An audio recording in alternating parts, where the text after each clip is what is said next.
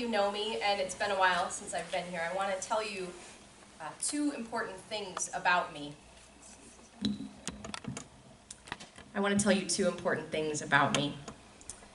One is that I'm a big fan of certainty. And the other is that I'm really afraid of heights. So those are two things about me that you need to know. These are important to start with because we are living in, to put it mildly, uncertain times. This uncertainty has most recently become abundantly clear with regard to our national political scene. From Russia investigations to an unending stream of mass shootings, reports of police brutality, almost always against Black and brown people. From waking every morning to some new tweet or some new revelation about our administration, many of us are feeling anxious and uncertain, and that's nothing compared to the anxiety felt by people in our communities who are people of color or who have family and friends who are undocumented immigrants. I try really hard not to be hysterical or to overreact, but I think we can all agree, no matter who we voted for or our political affiliation, that there's a lot of uncertainty right now, a lot of fear about what's happening in our government and generally in our nation.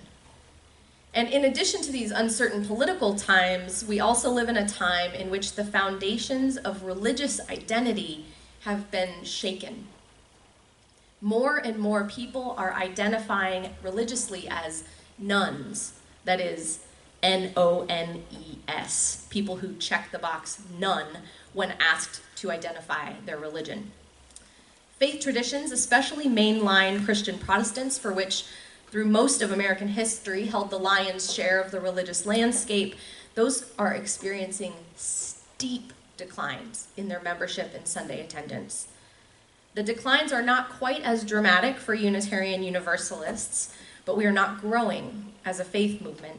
And when examined through the lens of population growth, we are indeed shrinking. This is not a sermon about growth. It's not a sermon about social justice. This is a sermon about our identity, about getting back to the basics and strengths and taking the risks required to be true to ourselves and to the people who need us in the coming days and years. So I started this sermon with two truths. One of them is that I hate uncertainty. So I hate that our political and religious future is so uncertain, but there we are. The second thing I told you about me is that I'm really afraid of heights. Really. I don't like glass elevators. I don't even like getting close to a window in a high-rise building. It just throws off my center. And so when my sister-in-law suggested that all of us siblings go try flying trapeze as a holiday activity a year or so ago, my first thought was, I'd rather have a root canal, thank you very much.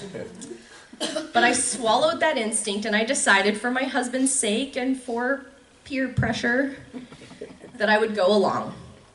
The day finally came and we drove to this flying trapeze school in Chicago, and we went into a giant gymnasium. And we got our first lesson on a little practice trapeze close to the ground. And then they put us in a harness, and it had a safety line with a little teeny tiny carabiner clip on it. At least it felt teeny tiny. And then they said, okay, who's up first?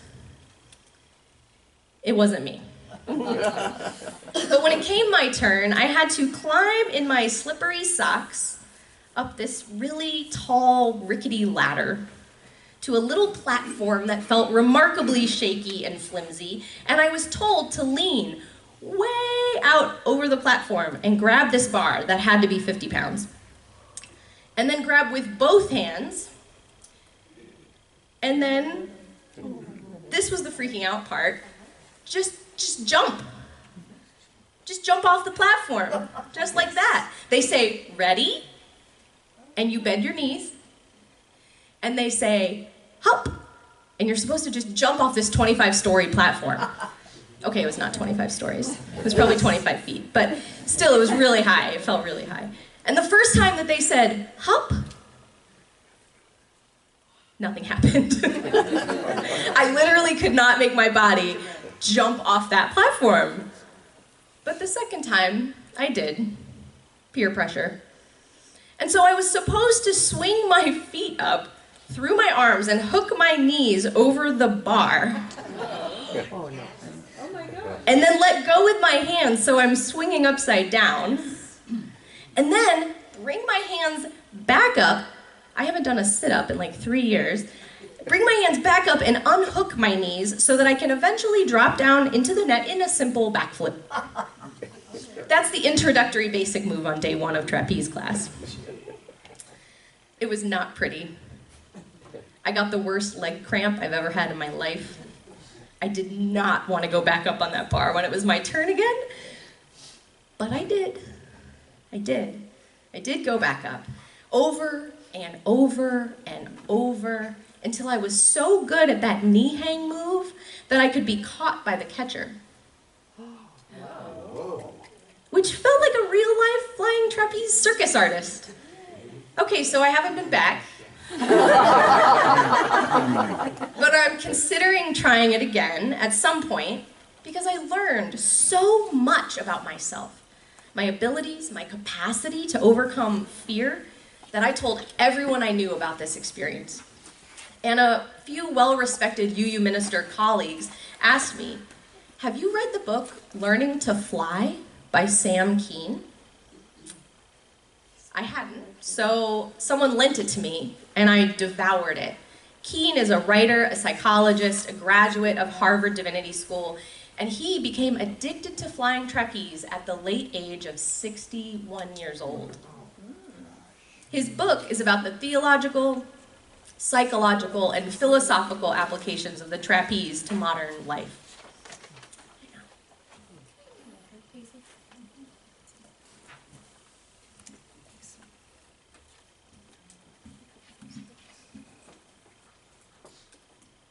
So what does trapeze have anything to do with being a Unitarian Universalist?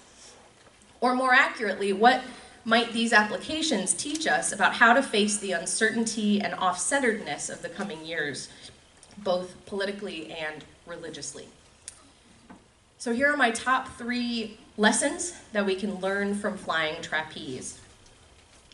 The point is to create beauty. Letting go allows us to learn new things.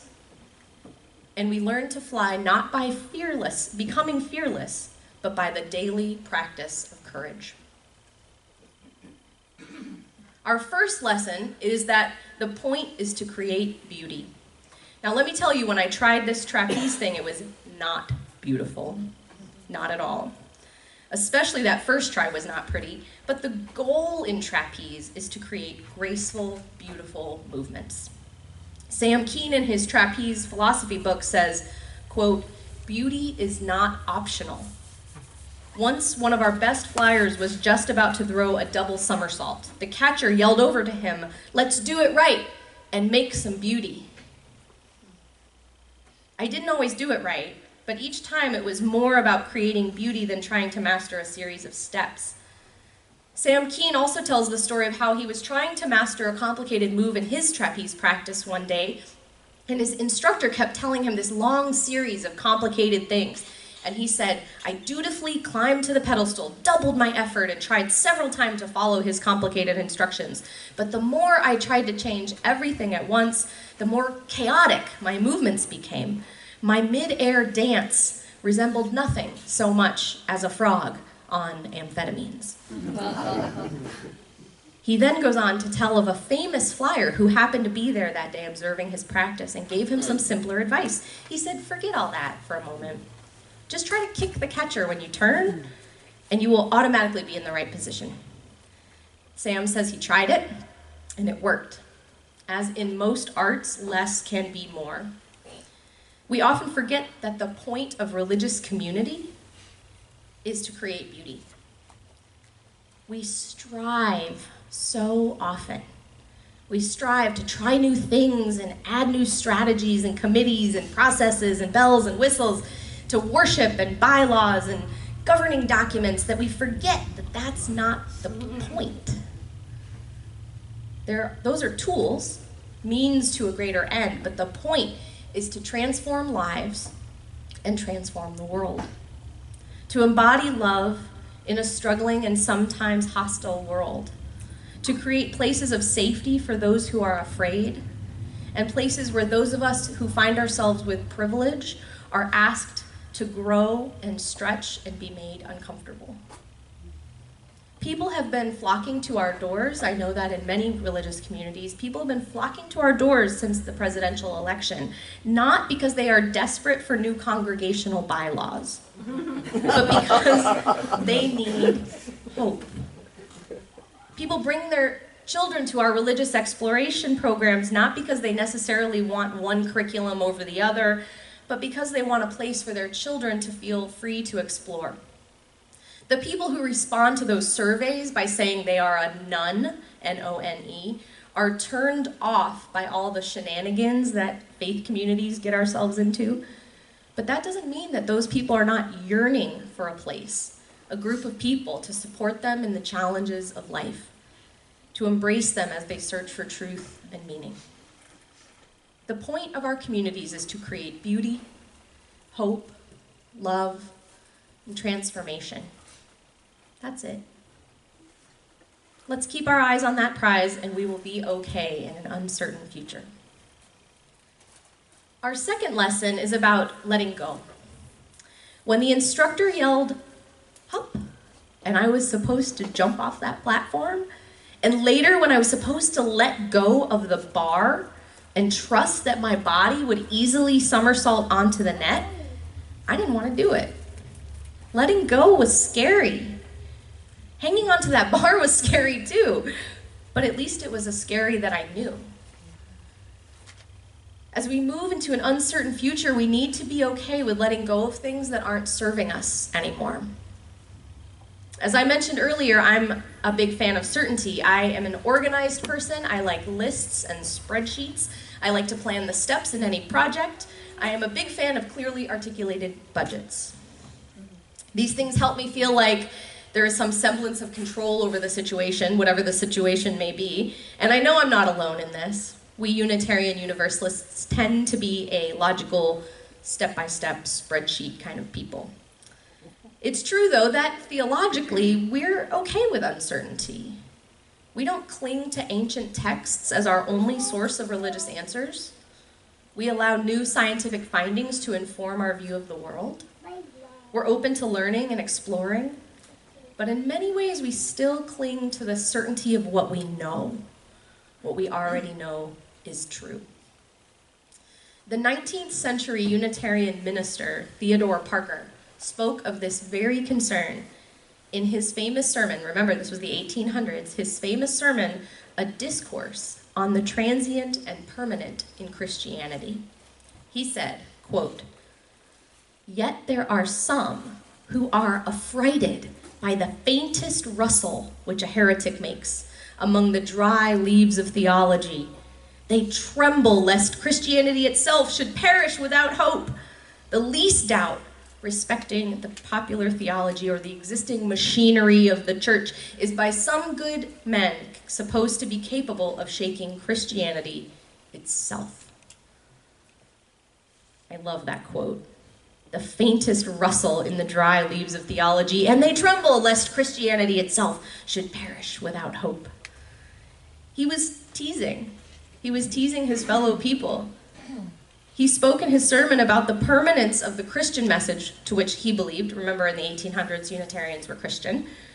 And he said that the transience, the permanence of the message is always there, but the transience of the forms, the practices, the fads of theology that come and go are just transient. And he reminded us not to confuse the two, the permanent with the transient. And we often confuse the two.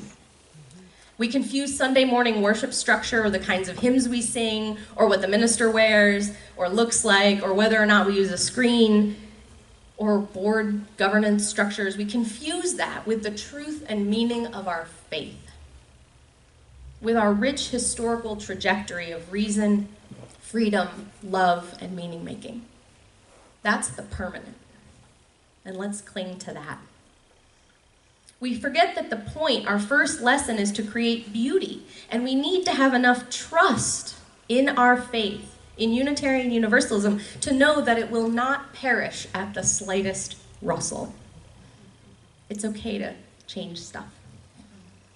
When I let go of that bar and trapeze class, I was letting go of something that I knew, the bar.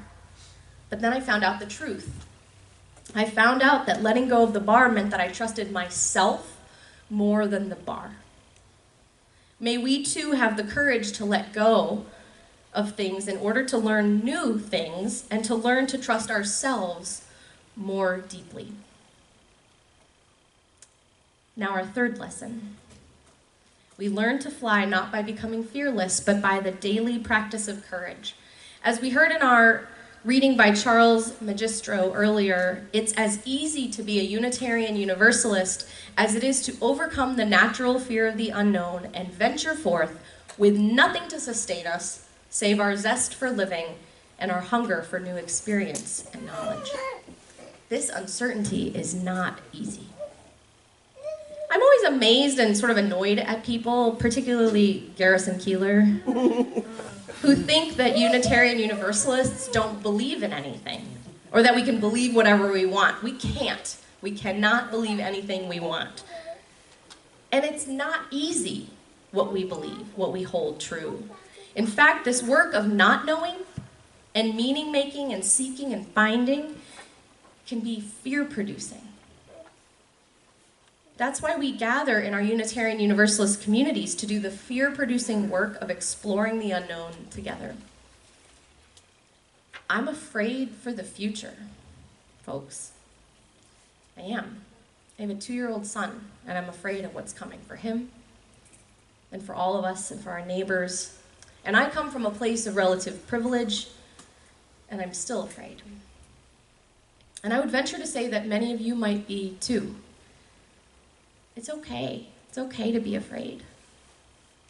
But facing the future in trapeze, as in life, as in religious community, is not about fearlessness.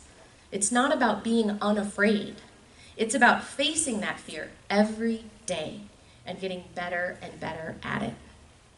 As Sam Keen says in his book, it's about being a connoisseur of fear.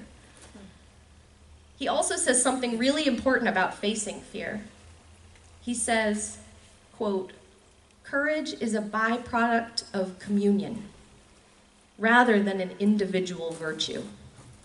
The creation of a compassionate community rather than the psychological quality that some people have and others lack."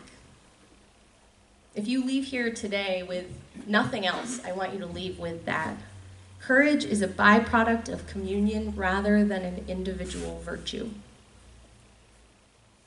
I learned this in my trapeze class with my siblings-in-law, and let me tell you, I got pretty good at jumping off that platform, but it never got easier.